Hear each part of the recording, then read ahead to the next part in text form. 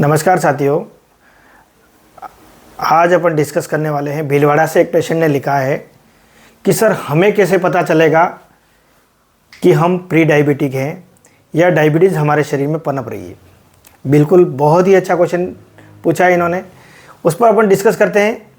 दोस्तों, non communicable disease, diabetes अपने आप में एक नॉन कम्युनिकेबल डिसीज़ है। नॉन कम्युनिकेबल डिसीज़ क्या होता है कि हमारे शरीर में पनपती है, इसीलिए नॉन कम्युनिकेबल डिसीज़ को क्रोनिक डिसीज़ बोला जाता है। यानी कि नॉन कम्युनिकेबल डिसीज़ को पनपने में 5 से 10 साल लग जाते हैं। इस दौरान हमें बिल्कुल भी पता नहीं चलता है कि हमारे अंदर नॉन कम्युनिकेबल डिसीज़ पनप रही है। इसका पनपने का कारण हमारी बैड लाइफ स्टाइल, हमारा खान पान और हमारा रहन सहन खराब है।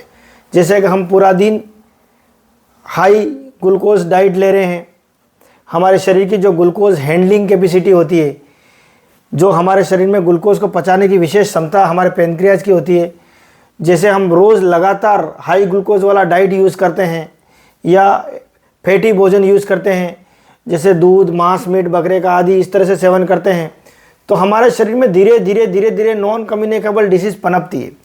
और जब तक हमको पता चलता है इसका कि जैसे ये बीमारी हमें उत्पन्न हो गई है, तब तक हमारा शरीर का 10 से 20% हिस्सा डैमेज हो चुका होता है। इस दौरान जैसे कि अपन डायबिटीज़ की बात करें तो डायबिटीज़ होने में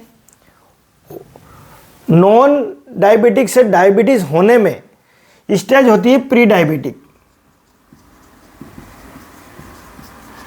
प्री डायबिटिक के अंदर हमारे शरीर कोई संकेत देता है जिसको हम सही तरह से समझ नहीं पाते और धीरे धीरे 5 से 10 सालों के अंदर हम डायबिटीज़ के अंदर चले जाते हैं।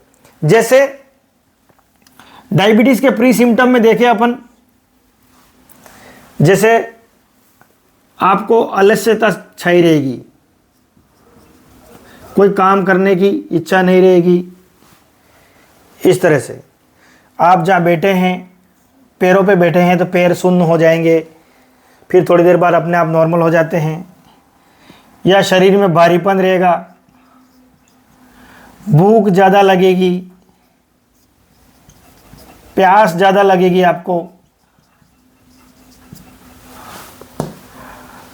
मुंह में लार आदि का बनना भी ज़्यादा रहेगा। उसके बाद शरीर में रुक्षता रहेगी, आपके चमड़ी सूखी हुई रहेगी, चमड़ी में ड्राइनेस रहेगी। उसके बाद कुछ भी आप खाना खाने के बाद पेट भरा हुआ महसूस होगा आपको, और घंटे 2 घंटे बाद वापस हल्कापन महसूस होगा, इस तरह से। और सबसे महत्वपूर्ण चीज़ है कि नॉन डायबिटिक, प्री डायबिटिक और डायबिटिक, नॉन डायबिटिक में अपन रक्त की जांच कराते हैं। रक्त की जांच 2 तरह से की जाएगी, एक फास्टिंग भूखे पेट और एक खाना खाने के 2 घंटे बाद पोस्ट पेरेंडियल बोलते हैं जिसको। तो नॉन डायबिटिक में आपका फास्टिंग शुगर रहेगा 100 से कम। नॉन डायबिटिक कंडीशन में आप हैं तो आपका फास्टिंग ब्लड शुगर 100 से कम रहेगा और पीपी ब्लड शुगर लगभग 120 से 140 के बीच में रहेगा आपका, तब आप नॉन डायबिटिक रहेंगे। लेकिन जब आप प्री डायबिटिक में होंगे उस कंडीशन में आपका फास्टिंग ब्लड शुगर 100 से 125 के बीच मिलेगा। जब आप चेक कराने जाएंगे लेबोरेटरी में तो आपका फास्टिंग ब्लड शुगर यानी भूखे पेट रक्त शर्करा 100 से 125 तक मिलेगी, और खाना खाने के बाद रक्त शर्करा 140 से ज़्यादा और 200 से कम मिलेगी।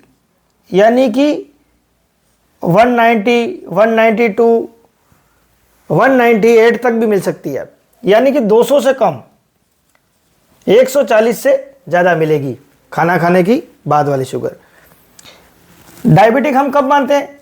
जब पीपी 200 से ज़्यादा आए तब पेशेंट को अपन डायबिटिक मानते हैं। और फास्टिंग 125 यानी कि 126 आ रहा है आपका फास्टिंग, तो उस कंडीशन में अपन डायबिटीज में मानते हैं। तो आप प्री डायबिटिक हैं, अगर आप ये दिखवाना चाहते हैं तो आपका फास्टिंग ब्लड शुगर 100 से 125 और खाना खाने के 2 घंटे बाद वाला शुगर 140 से 196 तक भी हो सकता है। और एक 3 महीने वाली जांच जिसको बोलते हैं ग्लाइकोसिलेटेड हीमोग्लोबिन बोलते हैं, HbA1c। इस जांच के अंदर आप 5.7 से 6.4 के बीच परसेंटेज के बीच आ रहे हैं आप, तो आप प्री डायबिटिक में। आपका HbA1c 5.7 से 6.4 के बीच आ रहा है तो आप प्री डायबिटिक है। लेकिन आपका HbA1c 5.7 से कम आ रहा है तो आप नॉन डायबिटिक है। यह सबसे अच्छी जांच है जिसमें HbA1c 5.7 से 6.4 के बीच होता है। इसके साथ प्री डायबिटिक में और बहुत सारे लक्षण मिल जाएंगे आपको। आपके गर्दन के अंदर, गर्दन है, बगल्स हैं, वहाँ पर कालापन ज़्यादा मिलेगा, स्किन में डार्कनेस मिलेगी, गर्दन आदि में, बगल में चमड़ी मोटी भी मिलेगी आपकी। आपको पैरों के तलवों में पसीना भी आ सकता है, पैरों के तलवों में पसीना भी मिल सकता है आपको। तो यह कुछ लक्षण हैं जिससे व्यक्ति इन लक्षणों को नज़रअंदाज करता है, तो धीरे धीरे वह व्यक्ति डायबिटीज़ के अंदर चला जाता है। इसलिए दोस्तों, अगर आप आप चाहते हैं कि आप भविष्य में भी नॉन कम्युनिकेबल डिसीज़ के अंतर्गत नहीं जाएं, तो आप आपका खान पान और रहन सहन 2 चीज़ों में सुधार कर लीजिए। खान पान में हमको कार्बोहाइड्रेट वाला भोजन कम लेना है, प्रोटीन वाला भोजन ज़्यादा हो तो चलेगा लेकिन कार्बोहाइड्रेट वाला भोजन कम लेना है।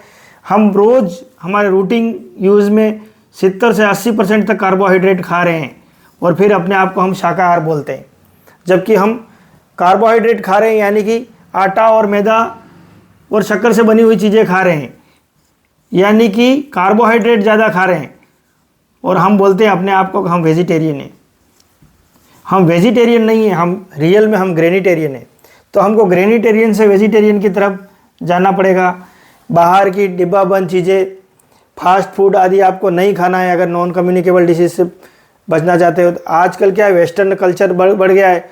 लोग बाग घर पे खाना, अपना नेचुरल खाना बना के नहीं खाते हैं, और बाज़ार में मार्केट में बना हुआ खाना जो हाई डीप फ्राई होता है, बहुत ज़्यादा तेल घी होता है उसमें, वो भी सिंथेटिक सैचुरेटेड फैट से बने होते हैं, जिससे आगे चलकर व्यक्ति नॉन कम्युनिकेबल डिसीज़ का शिकार हो जाते हैं। शरीर का आकार भी बढ़ जाता है, बेडोल हो जाते हैं, मोटापा क्रिएट हो जाता है, और विसरल फैट बढ़ने से आगे तोंद वगैरह भी निकल जाती है उन व्यक्तियों की। तो इस तरह हमारा खान पान और रहन सहन के अंदर क्या है, दिन में न सोएं, ठीक है, ज़्यादा श्रम करें, ज़्यादा विलासितापूर्ण एसी के अंदर बहुत कम रहें, विलासितापूर्ण जीवन यूज़ ना करें, खेल खेलें, अपने जीवन में कोई ऐसे खेल खेलें जिससे शारीरिक व्यायाम हो, और जितना कैलोरी हम खा रहे हैं उतना ही कैलोरी जला दें, ताकि हमारे शरीर में कैलोरी स्टोर नहीं हो।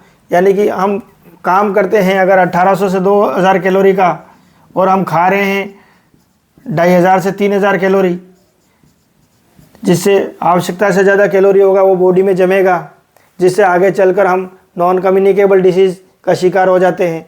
इसलिए दोस्तों, कुल मिलाकर हमारा खान पान और हमारा रहन सहन ही है जिससे बहुत तेज़ी से नॉन कम्युनिकेबल डिसीज़ फैल रही है। दोस्तों, आप मेरे ये वीडियो देखें, आपके आसपास जो लोग अशिक्षित हैं, जिनको खान पान रहन सहन की जानकारी नहीं है, उनको भी दिखाएं। और आप इन वीडियो को और गहराई से समझने के लिए मेरे पहले के वीडियो जो YouTube पे आप दे सकते हैं, जिसका लिंक है डॉक्टर ज़हीर अब्बास। इस लिंक पर आप सर्च करेंगे तो मेरे कई वीडियो हैं जो इस तरह के वीडियो से रिलेटेड हैं, ताकि इससे आपका नॉलेज और ज़्यादा बढ़ सकता है। दोस्तों, मेरे ये वीडियो देखें और आसपास की जनता को भी दिखाएं, विशेषकर बांसवाड़ा, डूंगरपुर और प्रतापगढ़ की जनता ज़रूर देखे, ताकि स्वास्थ्य रेशो बढ़े और हमारे देश में नॉन कम्युनिकेबल डिसीज़ के पेशेंट घटें। जय हिंद।